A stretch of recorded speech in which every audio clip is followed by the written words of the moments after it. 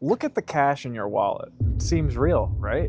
But what if everything that you've been told about money is a lie? What if I told you that dollars in your bank account aren't backed by anything except empty promises? That governments can print unlimited money whenever they want? That you're working harder every year for money that buys less and less? Think about this. In the 1970s, you could buy a gallon of gas for 36 cents. Today, it's over $3.50. In the 1970s, the average home cost $26,600. Today, over $420,000. In the 1970s, a year of college cost around $500. Today, try $35,000 or more. That's not normal inflation. That's not the cost of progress. And you're not broke because you don't work hard enough. You're broke because your money is broken.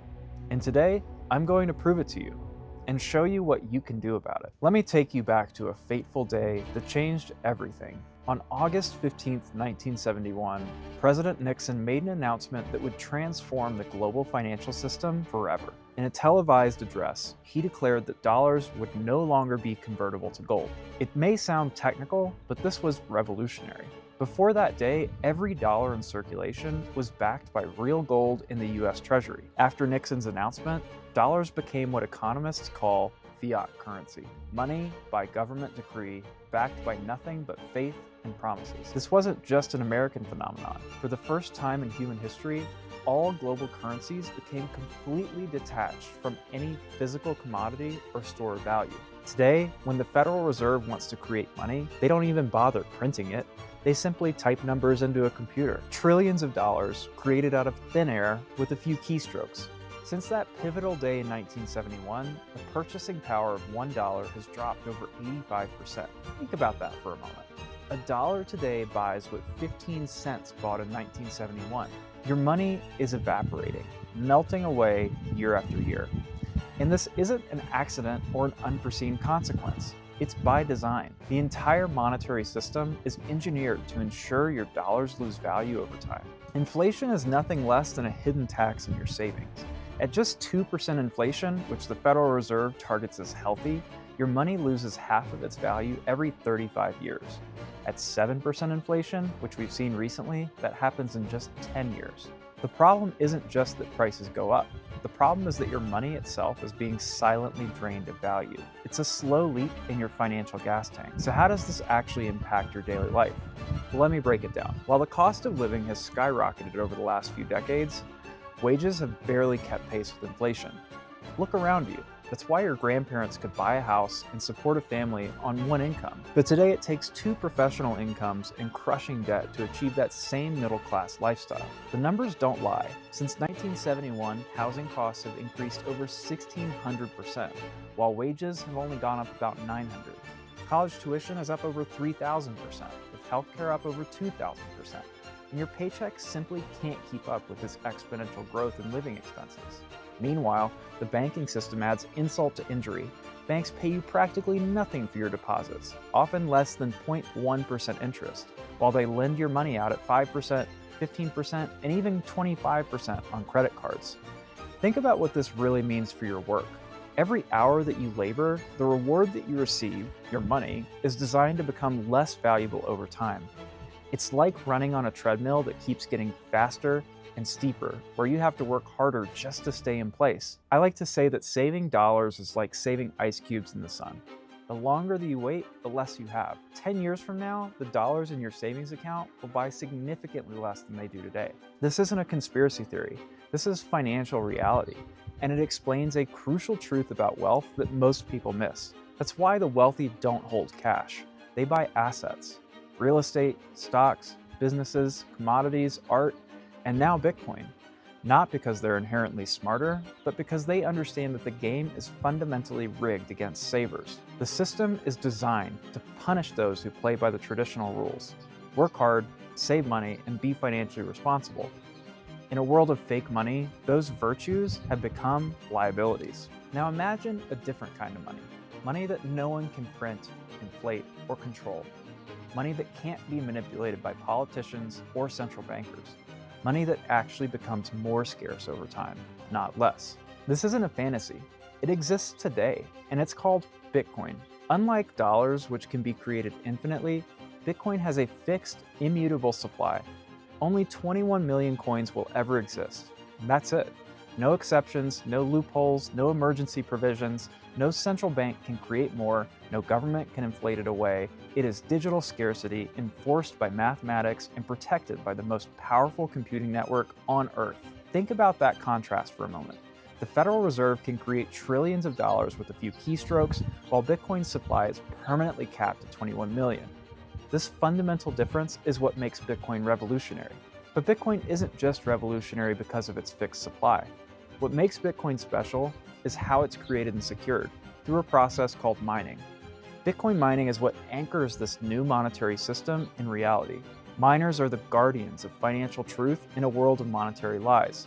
They're the ones ensuring that no one can cheat, double spend, or counterfeit. These miners use specialized computers to solve cryptographic algorithms that validate transactions and secure the network. What they're doing, essentially, is transforming energy into unbreakable financial security. They're converting electricity, a real-world resource, into digital money that can't be corrupted. This is a profound contrast to our current system. While central banks can create unlimited money with a keystroke, Bitcoin miners have to solve real problems and expend real energy. They can't cheat the system. This gives Bitcoin something that dollars will never have again: actual value backed by something real, computational work, and energy. Another fascinating aspect of Bitcoin's design is that it becomes more scarce over time. Every 4 years, through an event called the halving, the rate of new Bitcoin creation is cut in half. Think about that. A currency that's designed to become harder to produce over time.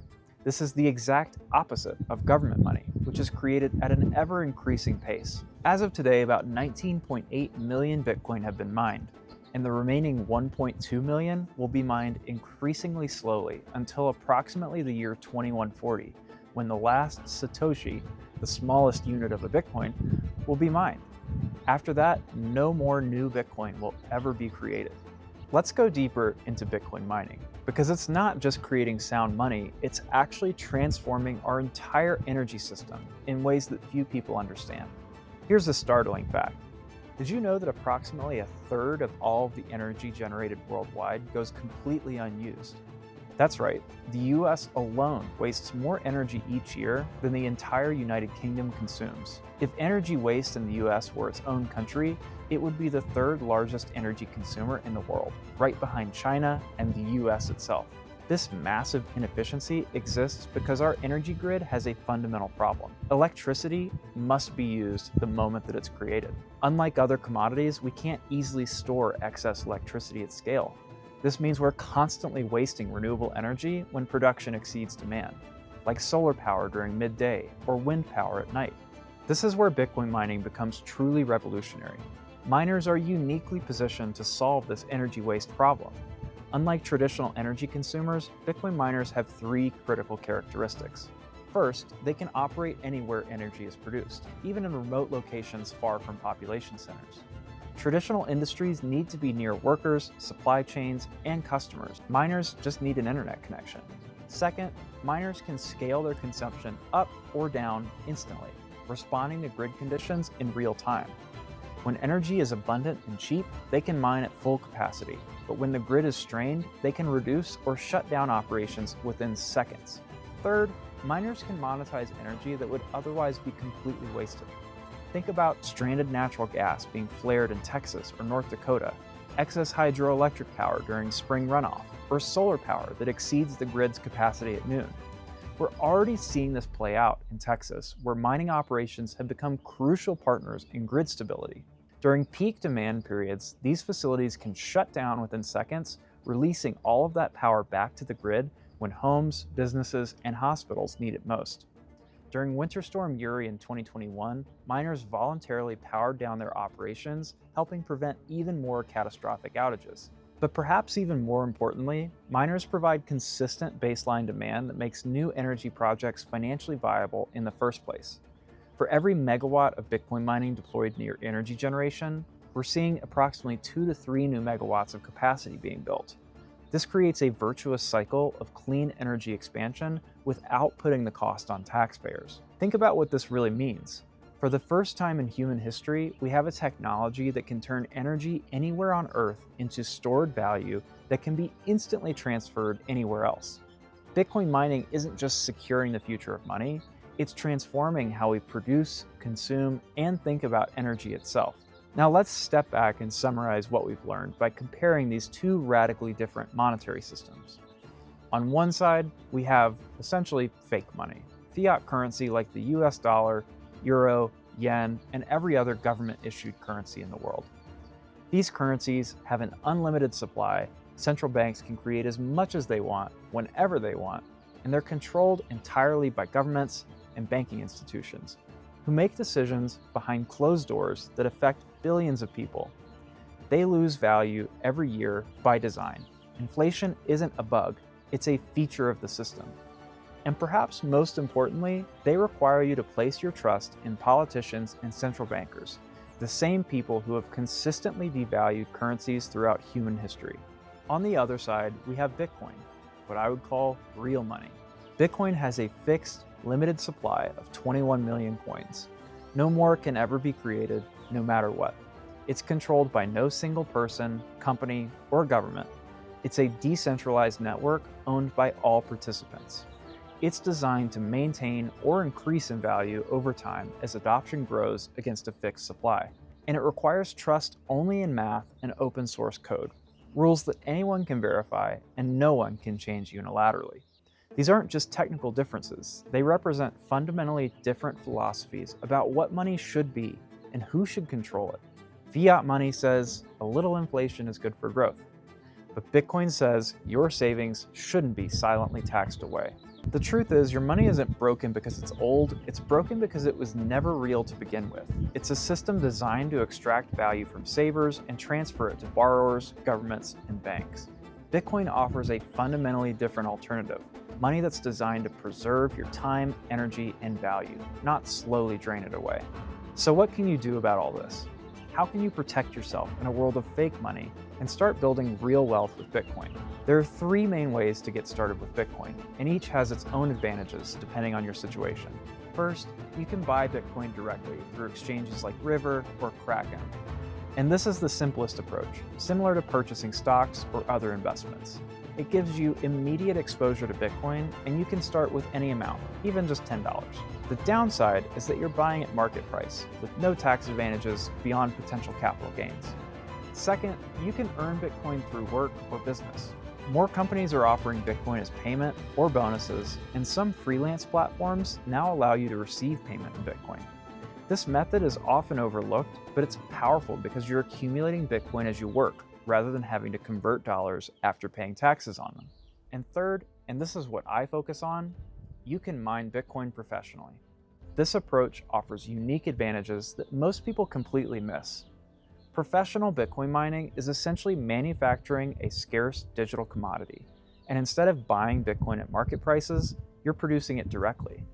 This comes with extraordinary tax benefits that aren't available to typical Bitcoin buyers. When you invest in professional mining operations, you can potentially deduct the equipment costs through depreciation, which creates significant tax advantages in the first year. For successful entrepreneurs and business owners, this can mean offsetting other income while building a Bitcoin position. Mining also generates ongoing passive income as your equipment produces Bitcoin 24/7. Unlike buying and holding, where you only benefit when you eventually sell, mining creates continuous cash flow that you can reinvest or use as income. The best part is you don't need any technical knowledge to participate in professional mining operations.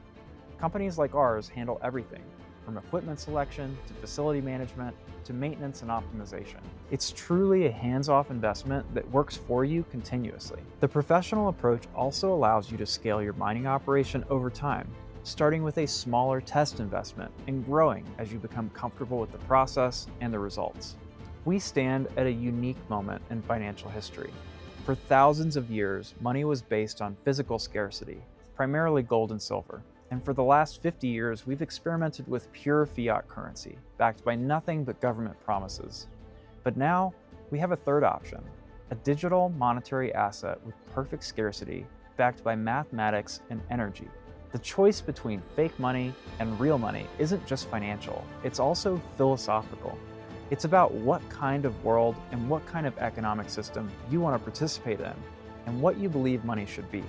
If you want to protect your time, energy, and freedom, don't just earn money, understand it, and start with Bitcoin. I've seen this transformation in hundreds of people now. They begin by questioning the status quo, and then they educate themselves, and finally, they take action, whether buying, earning, or mining Bitcoin. And almost universally, they share the same reflection a few years later. Their only regret isn't losing money on Bitcoin, it's not getting started sooner when the opportunity was right in front of them. Don't let that be your story. Take the first step today, educate yourself further about Bitcoin, consider how it fits into your financial strategy, and explore professional mining as a tax-advantaged way to accumulate Bitcoin while supporting the network. To learn more about professional Bitcoin mining and how you can participate, visit us at our website for a private consultation. We'll walk you through the entire process from initial investment to ongoing operations and answer any questions that you have about getting started. Remember, your money is only as real as what backs it. Gold is backed by scarcity and history. The US dollar is backed by government promises and military power. Bitcoin is backed by mathematics, energy, and a decentralized global network. The choice is yours. Choose wisely.